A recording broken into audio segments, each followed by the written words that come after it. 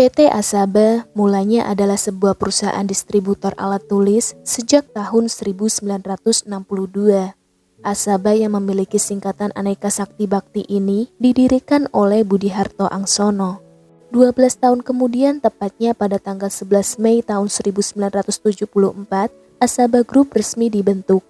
Seiring berjalannya waktu, perusahaan tersebut mengembangkan sayapnya dengan membuka kantor distribusi di kota-kota besar yang berada di Indonesia, seperti Jakarta, Bandung, Medan, Yogyakarta, Semarang, Surabaya, dan Balikpapan. Perusahaan yang dari awalnya mendistribusikan produk alat tulis, kini Asaba Group memiliki banyak anak perusahaan yang bergerak di berbagai bidang, mulai dari produksi peralatan makan, produsen makanan, distributor alat tulis, dan peralatan elektronik kantor hingga properti. Berkat kegigihan serta kerja keras sang pendiri, kini nama perusahaan tersebut dikenal luas oleh masyarakat Indonesia. Namun pada tahun 2003, Direktur Utama sekaligus pendiri perusahaan Asaba telah tutup usia karena diserang oleh beberapa anggota TNI saat beliau tengah bermain basket di Gor Sasana Krida yang berlokasi di daerah Penjaringan Utara, Jakarta. Lantas apa motif mereka melakukan itu? Pengen tahu seperti apa kisah selengkapnya? Langsung aja yuk ke ceritanya.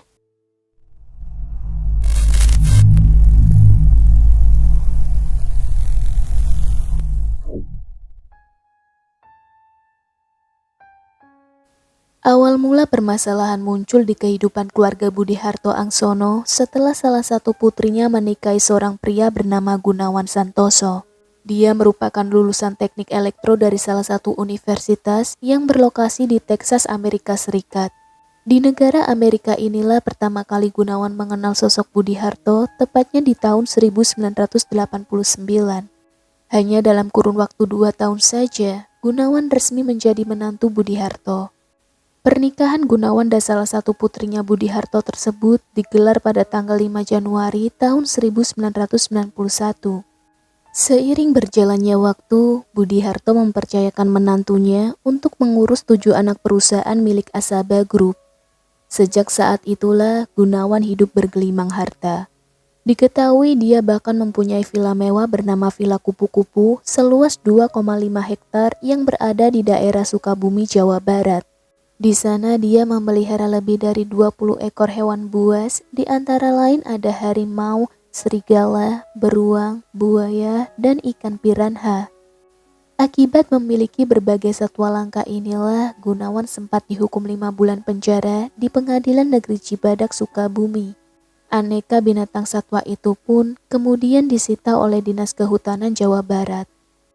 Bertahun-tahun menjadi menantu pengusaha sukses, rupanya membuat Gunawan berambisius ingin menguasai seluruh anak perusahaan Asaba. Namun, bukannya mendapat apa yang dia inginkan, Gunawan justru ketahuan telah menggelapkan dana perusahaan sebesar 40 miliar rupiah. Karena kasus tersebut, hubungan Gunawan dengan keluarga besar Budi Harto menjadi renggang dan kian memanas. Budi menyuruh Gunawan mengundurkan diri, akan tetapi Gunawan tidak mau dan malah melaporkan mertuanya ke Polres Jakarta Barat atas tuduhan penggelapan pajak perusahaan sebesar 13 miliar. Tapi tuduhan itu tidak terbukti. Hal ini tentunya membuat Gunawan semakin tidak disukai orang-orang terdekat Budi Harto. Direktur Keuangan Asaba yang kala itu dijabat oleh Paulus Tejakusuma menganggap Gunawan telah memutarbalikkan fakta. Menurutnya, Gunawanlah yang sudah melakukan penggelapan uang perusahaan sebesar 40 miliar rupiah. Gunawan kemudian dilaporkan ke pihak berwenang. Setelah kasus tersebut disidangkan, Gunawan dijatuhi hukuman penjara selama 2,5 tahun di Pengadilan Negeri Jakarta Selatan pada tahun 2000. Waktu itu, Gunawan tidak langsung ditahan. Bersama dengan pengacaranya, dia mengajukan banding. Sementara proses hukum masih berjalan, putri Budi Harto menggugat cerai suaminya. Usai resmi bercerai, Gunawan dikabarkan menikah lagi dengan seorang perawat di salah satu rumah sakit daerah Jakarta Timur. Bersamaan dengan momen kebahagiaan itu, keluarga Budi Harto menggugat Gunawan ke pengadilan terkait harta gonogini yang telah dikuasainya. Kekayaan tersebut berupa 7 anak perusahaan Asaba Group, rumah mewah yang berlokasi di daerah Taman Kebun Jeruk Jakarta Barat, dan villa kupu-kupu di Sukabumi. Gugatan keluarga Budi Harto ini akhirnya dimenangkan oleh hakim. 2 tahun kemudian, vonis terhadap Gunawan dalam kasus penggelapan uang perusahaan semakin dikuatkan oleh pengadilan banding. Begitu pula hasil keputusan Mahkamah Agung yang digelar pada tanggal 26 Juni tahun 2002. Berdasarkan putusan yang sudah berkekuatan hukum tetap itu, keesokan harinya Gunawan dikirim ke LP Cipinang untuk menjalani hukuman.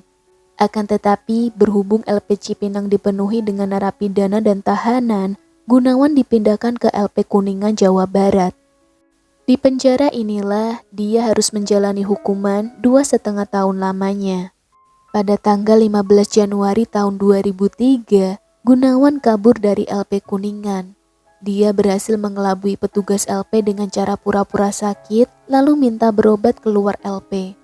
Sesampainya di klinik, Gunawan minta izin ke toilet kepada petugas yang mengawalnya. Dan saat itulah Gunawan diam-diam melarikan diri. Polisi berupaya mencarinya kemana-mana, bahkan mereka juga mendatangi villa kupu-kupu, tetapi hasilnya nihil. Nama Gunawan langsung dimasukkan ke dalam daftar buronan. 6 hari setelah menjadi buronan, Gunawan mengirim surat ke kepala LP Kuningan. Surat itu tertulis dikirim dari Singapura. Dalam suratnya, Gunawan menyampaikan permintaan maaf kepada kepala LP Kuningan.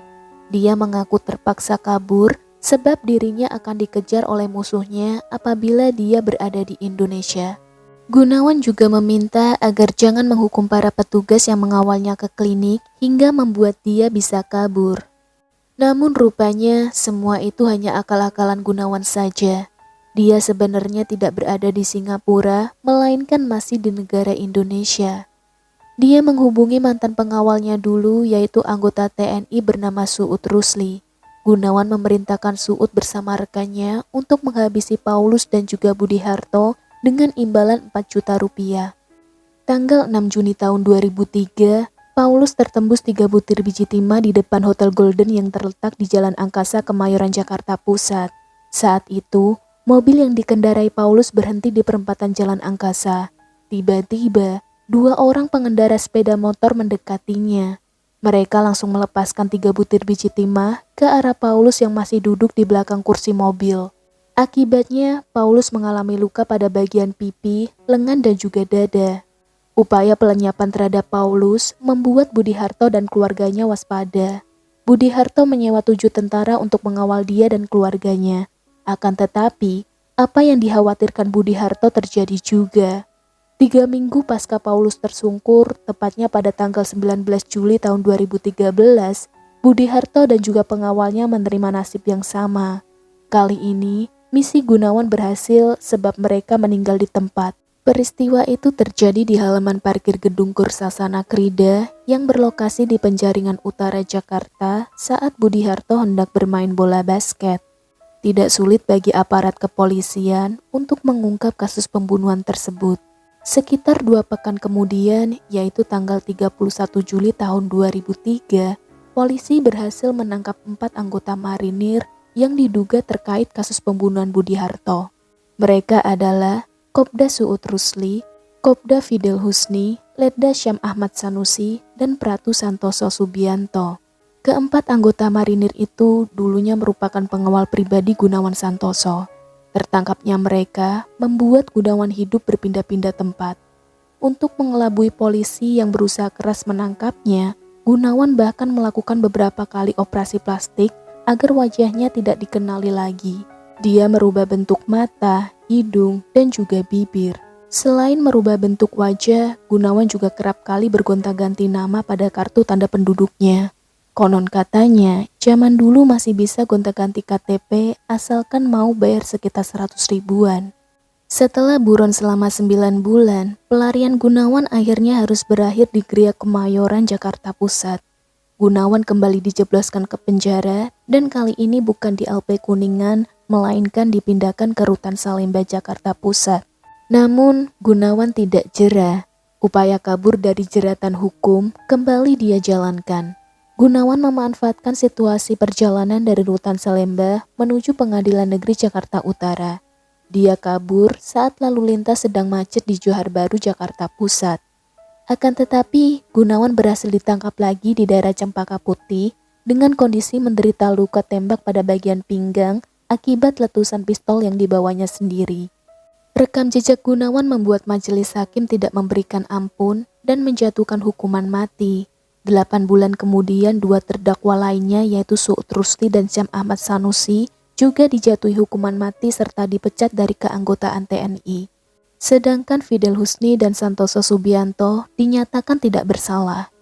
Beberapa hari usai vonis dibacakan, Suud dan Syam melarikan diri dari rumah tahanan militer atau RTM Senen, Jakarta Pusat pada tanggal 5 Mei tahun 2005.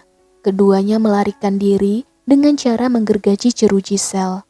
Tetapi mereka berhasil ditangkap lagi pada tanggal 31 Mei tahun 2005 saat mereka berada di Malang, Jawa Timur.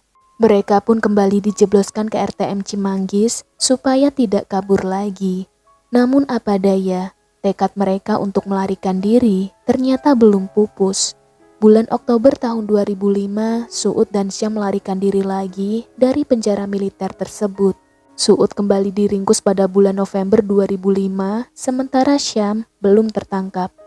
Lalu bagaimana dengan Gunawan? Ternyata kegagalannya melarikan diri dari rutan Salemba tidak membuatnya kapok. Pengalaman Syam yang sampai sekarang belum tertangkap justru dijadikan pelajaran berharga oleh Gunawan.